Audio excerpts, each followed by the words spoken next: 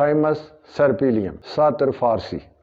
یہ جڑی بوٹی عرب، عراق، ایران اور افغانستان میں پائی جاتی ہے۔ اس کے پتے گول اور پودینے سے بڑے ہوتے ہیں اور یہ خود کار بوٹی جنگلوں میں ملتی ہے۔ خشک شاخیں اور پتے بازار میں ساتر فارسی کے نام سے ملتے ہیں۔ بھارتی ماہرین نے اسے زائٹیریا ملٹی فلورا کہا ہے۔ اتباع قدیم نے اس کا نام جنگلی پودینہ رکھا ہے۔ عبداللہ بن جعفر روایت کرتے ہیں کہ نبی کریم صلی اللہ علیہ وآلہ وسلم نے ارشاد فرمایا، تم اپنے گھروں میں ساتر فارسی، لبان اور مرمکی کی دھونی دیا کرو۔ ہومیوپیتھک طریقہ علاج میں اس سے بننے والی دوائی تھائیمول ہے۔